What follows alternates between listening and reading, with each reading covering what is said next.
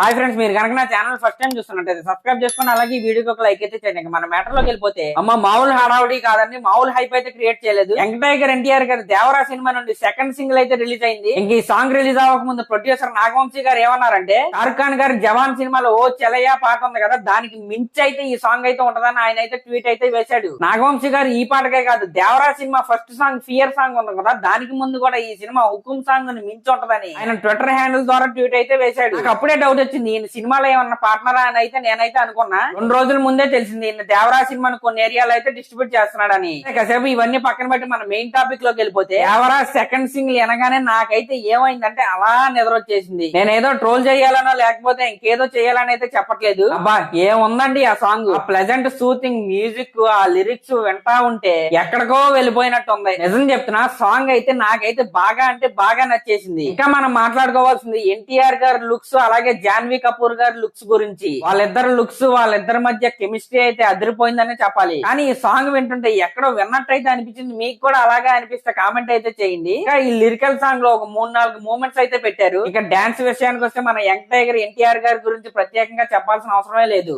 ఎలాంటి మూమెంట్ ఇచ్చినా అలా చేసి పడేస్తాడంతే. ఈ లిరికల్ వీడియోలో ఆయనకి తగ్గ మూమెంట్స్ లేకపోయినప్పటికీ సాంగ్ కి ఏ స్టెప్స్ కావాలో ఆ స్టెప్స్ వేసి ఆయన అయితే ఎర్రకొట్టేశాడు. ఇంకా నేనైతే జాన్వీ కపూర్ గారు ఈ సినిమాలో హీరోయిన్ గా చేస్తున్నారు అనగానే అసలు వీళ్ళిద్దరి మధ్య కెమిస్ట్రీ ఎలా ఉంటదని అయితే అనుకున్నాను. కానీ ఈ సాంగ్ చూసాక నేనైతే 70% అయితే సాటిస్ఫై అయితే అయ్యాను. ఇంకా 30% ఏమైందంటే ఏమో నాకు కొద్దిగా వెల్త్ లాగా అయితే అనిపించింది. ఇంకా ఫుల్ వీడియో సాంగ్ చూసిన తర్వాత 100% కూడా ఫిల్ అయిద్దని నేనైతే అనుకుంటున్నాను. దీంట్లో కొన్ని చోట్ల జాన్వీ కపూర్ గారి కాస్ట్యూమ్స్, ఆ లొకేషన్స్ చూస్తుంటే నాకైతే సమంత గారి శాకుంతలం గెటప్, ఆ లొకేషన్స్ అయితే గుర్తొచ్చాయి. నాకేనా మీకు కూడా అలాగే అనిపించిందా? ఇవన్నీ పక్కన పెడితే టోటల్ గా ఈ సాంగ్ అయితే చాలా మంచి సాంగే. రోజులు పెరిగే కొద్దీ ఈ సాంగ్ కొన్న వాల్యూ అయితే అలా పెరుగుతా ఉంటది. ఒకవేళ సాంగ్ ఫస్ట్ టైం కనుక నచ్చకపోతే 2-3 సార్లు అయితే వినండి. సాంగ్ అయితే చాలా బాగుంది. ఈ సినిమా నుండి వచ్చిన ఫస్ట్ సాంగ్ ఫియర్ సాంగ్ కూడా ఫస్ట్ టైం విన్నప్పుడు అయితే నాకైతే అస్సలు నచ్చలేదు. కానీ అలా వినే కొద్దీ అబ్బా ఏం కొట్టాడ్రా అనిరుద్ధు, అది సాంగ్ అంటే అలా ఉంది ఫియర్ సాంగ్ అయితే. కానీ ఈ సెకండ్ సాంగ్ అయితే వినగానే నచ్చేసింది. మెయిన్ గా ఈ వీడియోలో ఉన్న డాన్స్ మూమెంట్స్ కి అయితే నాకు తెలిసి ఇంకో గంటలో అయితే యూట్యూబ్ లో, ఇన్స్టాగ్రామ్ లో రీల్స్ అయితే నింపేస్తారు.